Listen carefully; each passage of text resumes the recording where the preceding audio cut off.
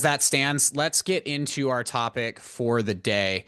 And we're going to talk about uh, the discipline of accepting reality. Isn't this an interesting concept? So let's go into what that means and what we're actually talking about when we say that. So it kind of sounds like a little foofy, a little like, what are you talking about? So let's talk about the discipline of accepting reality, what it means as a firefighter, and why resisting reality usually creates more suffering than the reality itself.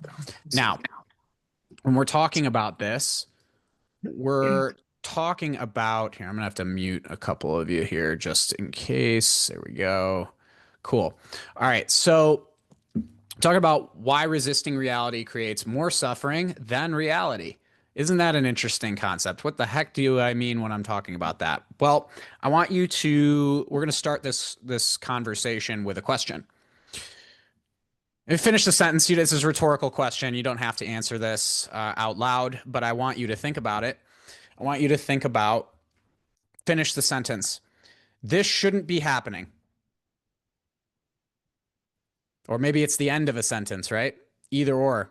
This shouldn't be happening. What comes to your mind? And when was the last time that you said that? But in your head, right? This injury shouldn't have happened. My captain shouldn't be acting like that. My spouse shouldn't have said.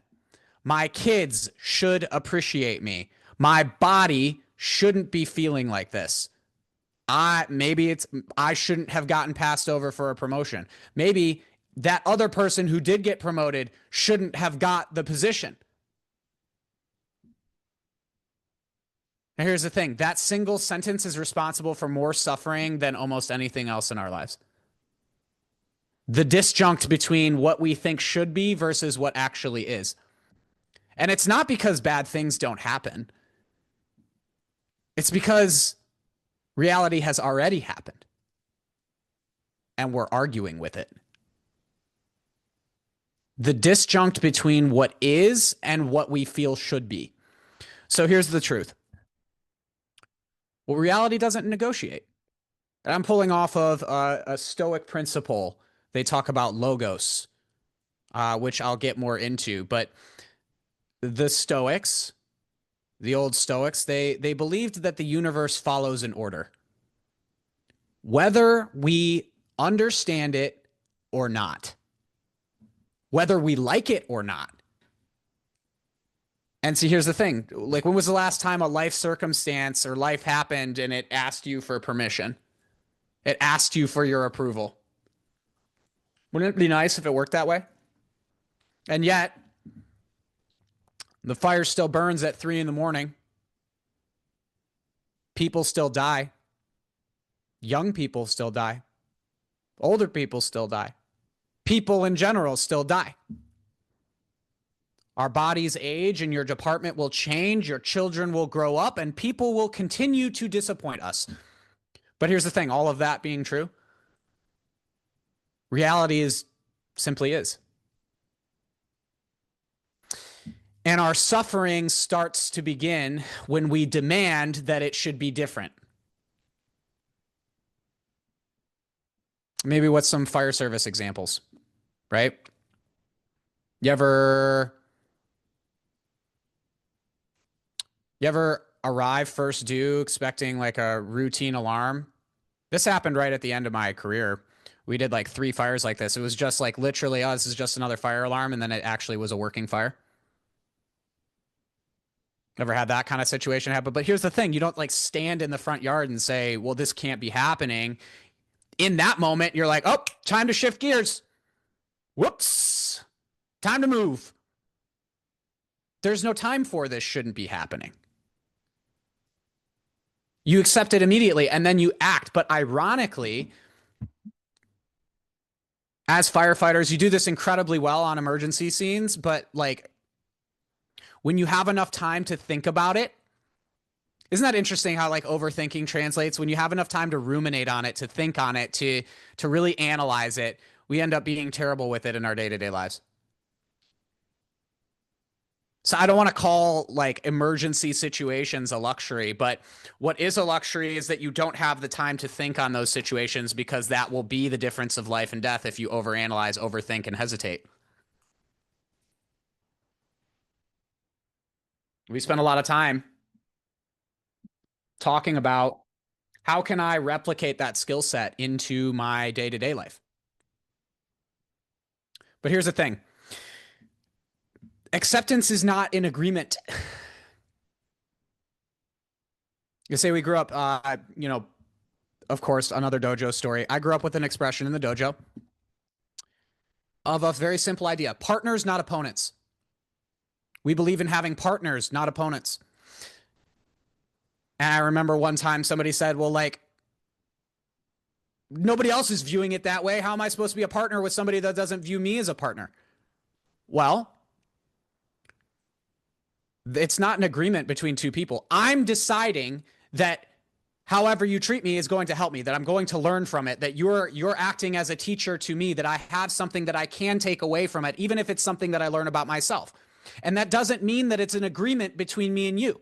It means that I am viewing you, even if we're at ends, as somebody who's going to help me, even if it's by virtue of your being aggressive or disagreeable or whatever it is, fill in the blank. I am going to learn from the experience and view this as a partnership. It's a perspective. It's not an approval between two people. And here's the thing: acceptance doesn't mean approval. Acceptance doesn't mean approval. It doesn't mean giving up. And it certainly doesn't mean becoming passive. Acceptance is simply this: this is what exists. This is what happens, or this is what's happening. This is what happened. That is acceptance. We talk about, hey, when you're going into hard seasons on shift and when it's busy, the summertime, and people are taking off and there's mandatory overtime and you're short-staffed and the situation is hard, or maybe it's a difficult season of life. How quickly can you get to acceptance? How quickly can you get to, this is the situation that's happening, I accept it for what it is?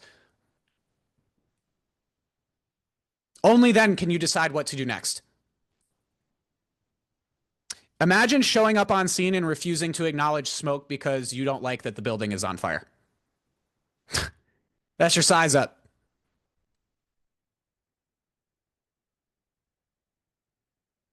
There we got smoke showing from the Bravo side. I don't like that smoke is showing from the Bravo side. Doesn't matter if you like it. The smoke is showing from the Bravo side. I better accept it. Okay. This sounds ridiculous, right? But yet we do this emotionally all the time in our day-to-day life, don't we? This relationship shouldn't be ending. My health should not be this bad. I shouldn't have made that mistake. And the longer we refuse that we did it or that it's happening, the longer we will inevitably delay action on that topic. How quickly can I get from the event happens, reality hits, life happens, and I move into acceptance of it and then action? How quickly can I make this not personal to me? And I am talking about how you operate on shift, like we see Joe's got right now. And by the way, welcome. Is this your first call, Joe? With us on that? Is this your first Monday call? Welcome. Yep. Welcome, brother. Thank you. Beautiful mustache. Gotta say, very envious. Thanks. I'm going to be starting in September. Okay. Anyways, so how quickly can we get from the event happens to I accept it to I'm going to do something about it? And it could be more minute, right? Like on the fire ground, that's a pretty extreme example, but how often do you catch yourself getting a call for somebody that you know it's one of your regulars? You can tell just because of the call description. You're like, oh, I know who I'm going to. And then you get mad about it. You get mad before you even get there. You get mad like, why would they call? This shouldn't be doing this. They shouldn't be, taking up important resources for the city. What if I'm actually needed? How dare they? All of these thoughts, which do nothing for the fact that you're still going to go to that call and have to deal with it. Still going to have to be there. And one of the hardest moments for many firefighters entering this program is accepting where they are today. I see it all the time. I have conversations like it every single week. Not where they were when they were 25, 20, 18. You know, the one I hear all the time? I just want to get back to where I was when I got out of the academy. I hear that. That is probably the number one thing that people say coming into this program. And then I'll rebuttal with, why don't we think of this as the best shape of your life could be in your future? Right? I don't care what you walk in the door with. The fact that you're here is great. It's good. It means you're trying. It means you care. It means it's a priority. It means you realize what's at stake. But sitting there and beating yourself up about it isn't going to take you very far. The only thing you can do is like, all right, I'm here now and I'm going to accept it. I'm going to do something about it.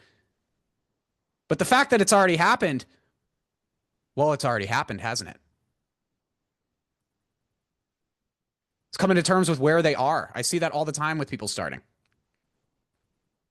Until you honestly accept your current reality, you can't build a better one. And likewise, how many firefighters do you know that are in denial about where they are, that don't accept it, that rationalize it? Man, we are so good at rationalizing our own behavior, aren't we? Because it's easier to do that than to accept where I really am. If I can make it everything else's fault, if I can rationalize, if I can understand it. The Stoics have another expression, something along. I'll probably butcher the quote, but they have a saying: "Kill the monster while it's still a monster." Right? Because if you give it enough time and you give it enough leeway, it's going to start speaking to you. It's going to start to rationalize your reasons. You're going to start understanding it. You're going to start listening to that voice that says, it's okay if I do this. It's okay if I cut a corner. It's okay if I fill in the blank. And we have to tread a very fine line here, right? Because this whole program is built on recovery. It's built on embracing forgiveness. It's built on anti-hustle culture, right? It's built on practicality. But where is that line? Sometimes it can be very thin. And we've talked about this before, right? The story of the two arrows, right? The first arrow is life hitting you with something. The second arrow is the one that you take out of your own quiver and you stab yourself with. The second battle, maybe we could portray this as. And life hands us one battle, and then we go and create another, right? Battle one, I gained 30 pounds in a year. I did that. I gained 30 pounds in a year. My first year. But then what would battle two be? Well, battle two would be being angry at yourself, belittling yourself, berating yourself for the next 6 months after. Or in some people's cases, the next 5 years. Angry at yourself that you let it happen. Or maybe battle one would be you get injured.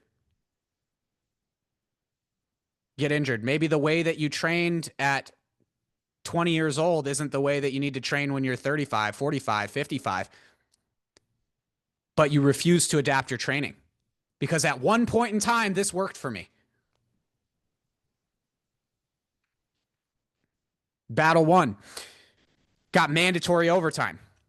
Sucks. Been there multiple times. I understand. Battle two, spend the next week furious about it. Here's the thing. That first battle usually ends more quickly than the second one. And the second one usually lasts longer if we resist the reality of it happening. So then the question becomes, which battle are you actually fighting? Is it the one that life handed you, or is it the one that you brought to yourself?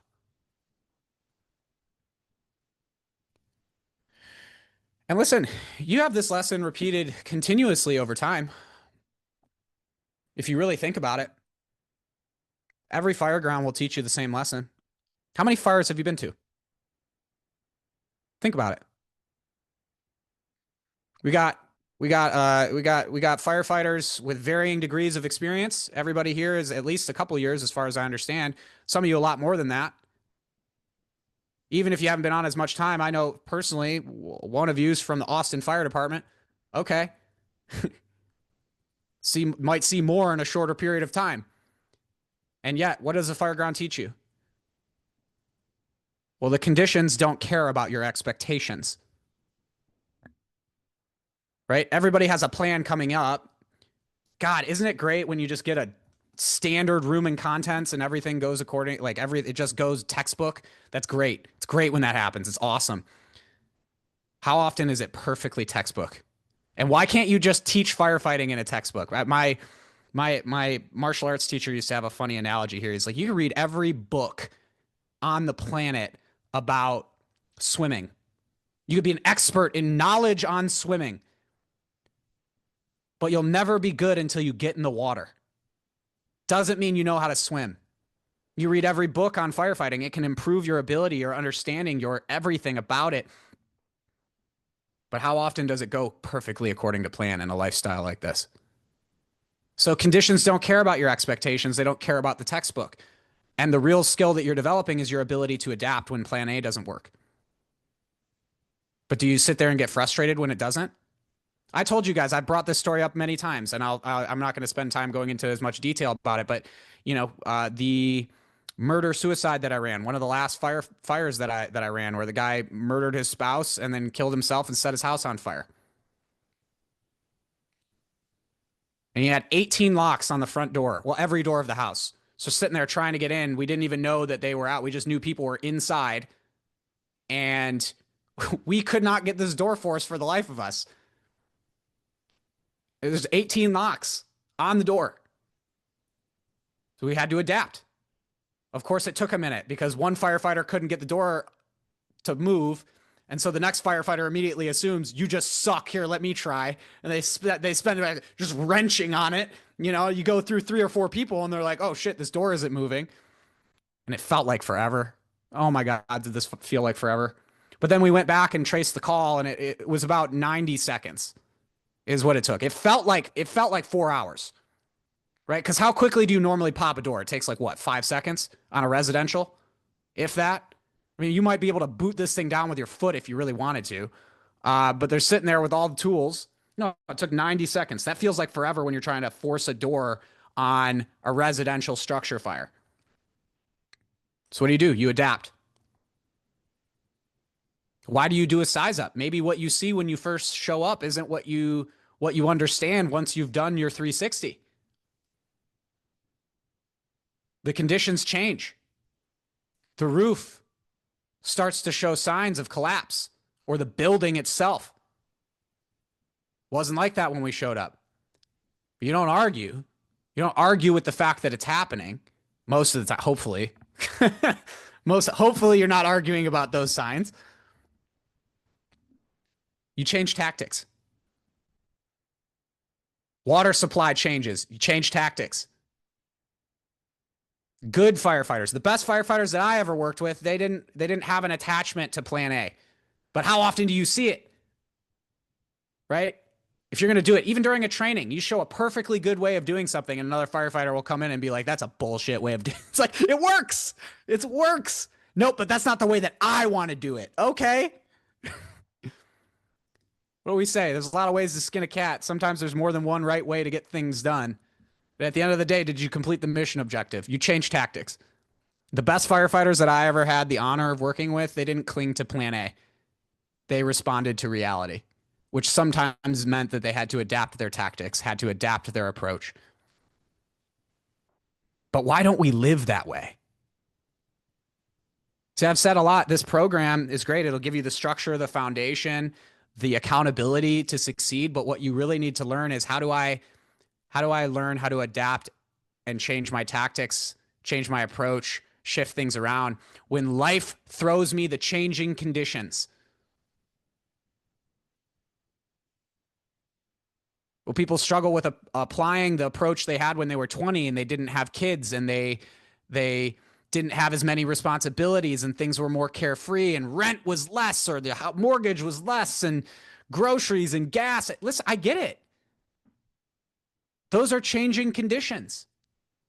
So what do I need to do now to make it practical and to improve my adaptability quotient? Why don't you live that way? You know what's at the root cause of a lot of this stuff?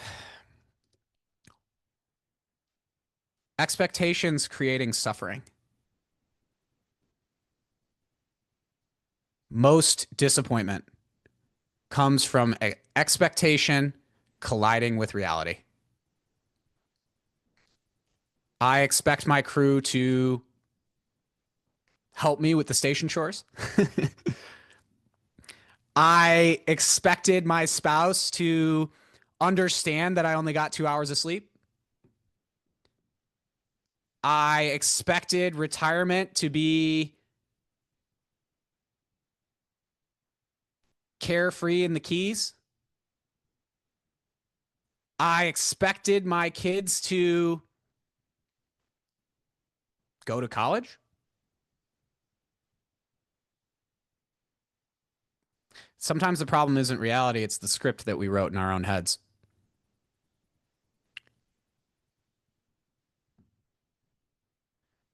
Let me ask you a question.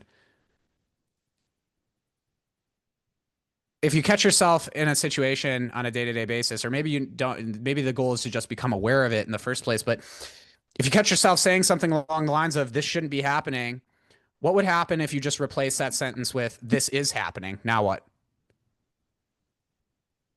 This is happening. Okay, now what? What do I do now? See, because I promise you, if you start tackling changing conditions in your life with this question instead of this rejection, ask a question of your conditions, not a statement. One is a statement, one is final, one is resistance. It shouldn't be like this. Great. What can you do about that? Seriously, if you sit there arguing with the fact that it's even happening in the first place, what can you do about it? So instead, ask a question of the changing conditions. Okay, this happened. Now what? This is happening. Now what? Everything changes. One keeps you stuck. One keeps you in delayed action. One moves you forward. This is about radical ownership and radical acceptance. This is the phrase that I used to say with, you guys know the story of Kyle, lost 140 pounds in 18 months, getting his start here. And he was the first firefighter to ever go through this program. This is when I was at the department. He was my mentee. I was his assigned mentor at my fire department.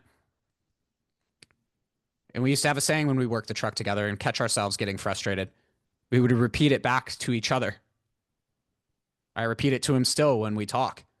He tells me about a call that frustrated him.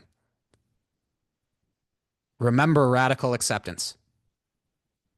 I can't believe these people are calling 2, 4, 6 in the morning for stubbed toes and itchy teeth.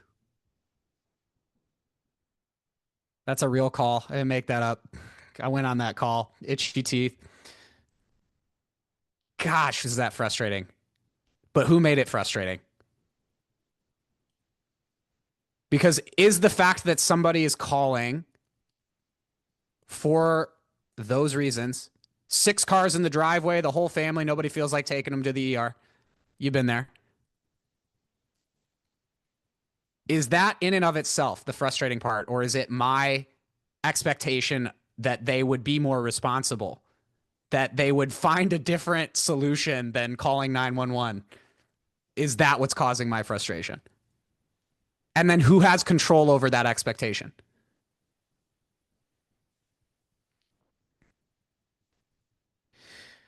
The Stoics believed that freedom begins when you stop arguing with what already is. And this doesn't remove responsibility, it creates it. Well, what don't you control? Like there's so much like not in your control, right? Station politics.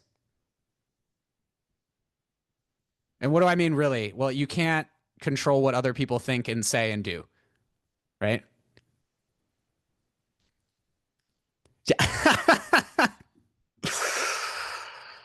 You can't control the weather, right? I can't believe that the captain made us wash the trucks. I told him it was going to storm.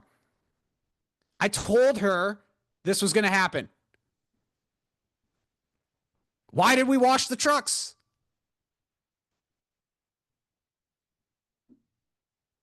The call volume. I tell you what, there were days at my department that we didn't turn a single wheel. They were rare. Yeah, I know. It happened like twice. Okay. Yeah, I know. Listen, it's not going to happen at every department. And it depends on the truck that you're on, right? Okay. Maybe. But there were also calls where we did 40 calls in 24 hours with 2 ambulances.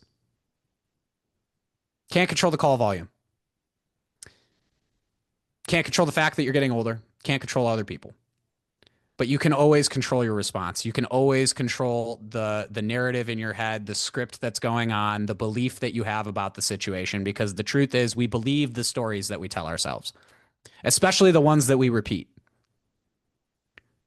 And that's self-leadership. But also, like, you are not your thoughts. Isn't that interesting? Like, you can have a thought, but not let it affect you. I've used this analogy before. Maybe I'm messed up for having it, but let me give you an example.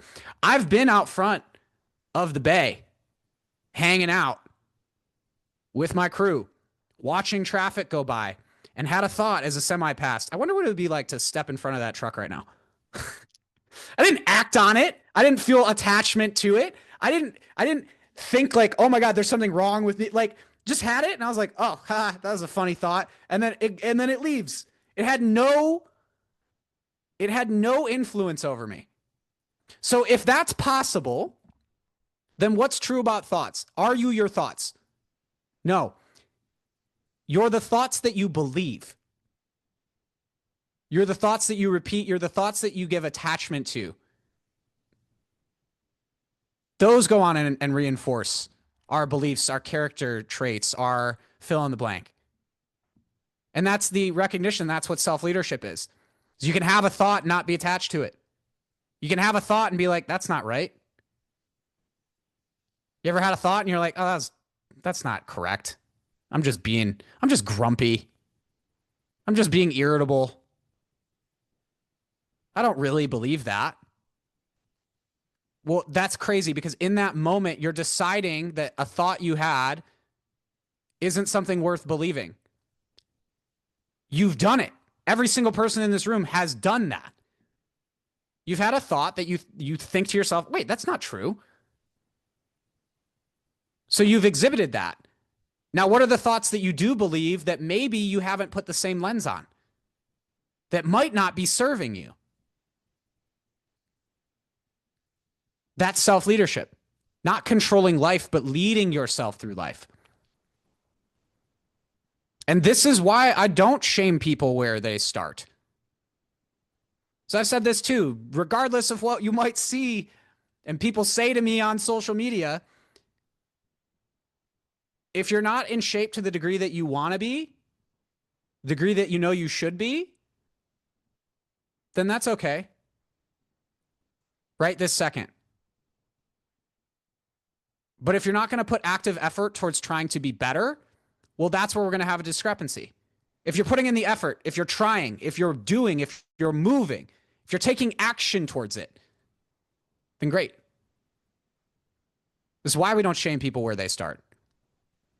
Whether you have 50 pounds to lose, 100 pounds to lose, whether you're burned out, whether you've failed 10 times, failed 10 diets, the first step isn't judgment, it's awareness. And then it's acceptance. And then it's action. But you cannot solve a problem that you're unwilling to admit even exists in the first place. Or change that word, change that phrase, a problem to challenge. And where does peace come from in this? Peace comes from alignment. And the Stoics called it logos. Alan Watts might call it flowing with reality. The Tao of life. Different language, the same truth. Peace is not created by making life obey you. Peace comes when your mind stops fighting what actually exists. And that doesn't mean that you stop improving. It means that you stop wasting energy wishing reality was different. My grandpa, Grandpa Gilbert, he used to have a saying, time spent wishing is time wasted. I remember that, pulling that out of the confines of my brain when I was like 6 years old. I'll never forget him saying that. Time spent wishing is time wasted. Wishing is for something that isn't. Time spent wishing. I wish I was. I wish this was. If you want something to be different, then go after it. But don't stay stuck in your mind. So life isn't asking for your permission. The fire ground isn't asking for your permission. The job isn't asking for your permission. Why are you waiting for it? It's unfolding whether you're ready or not. In fact, most of the time, even starting this program, I bet none of you were ready. You become ready. Say, I got to wait till I'm ready. For what? For life to keep moving? Did you feel ready when you showed up to your first structure fire? Or did you become ready? So you can do all of the work, all of the training, right? You don't know, right? You don't know until you know. You do all the training, all the prep, all the milestones, check all the boxes, and until you're in it, are you ready? No, the action is the prerequisite for readiness. And the question isn't whether you will face adversity and challenge, because you will. The question is whether you'll spend energy resisting it or responding to it.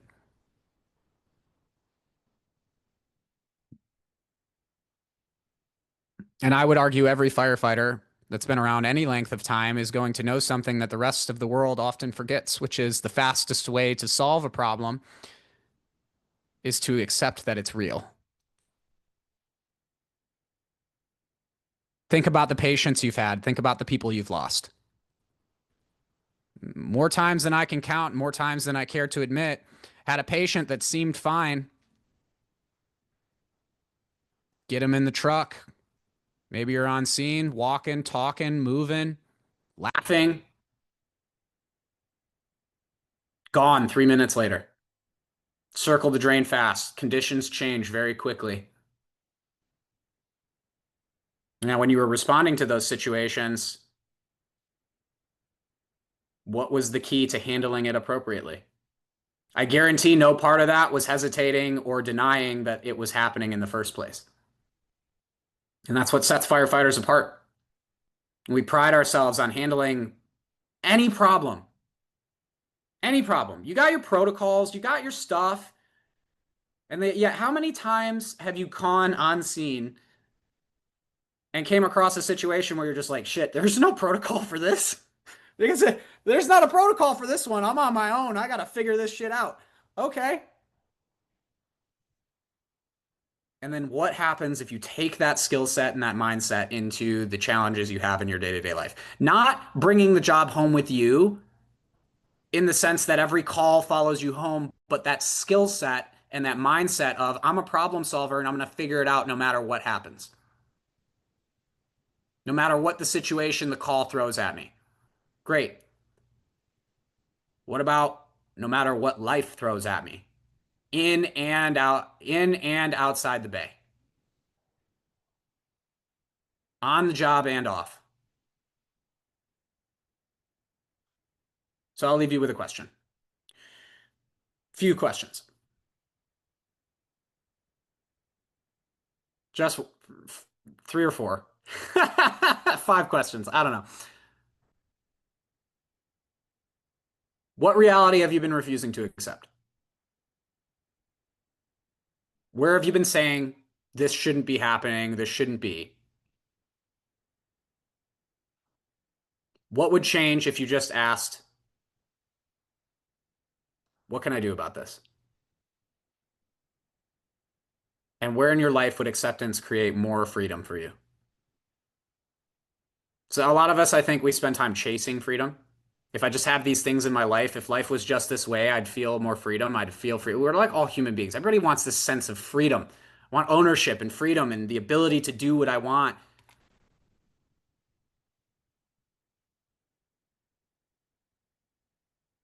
What if that was just a few choices away? What if freedom was a mindset? See, self-leadership begins the moment you stop asking why reality isn't matching your expectations and start asking what reality is asking of you right now. Why is this happening versus what is this asking of me? And the fire service teaches us to size up the scene before we act, and life works the same way.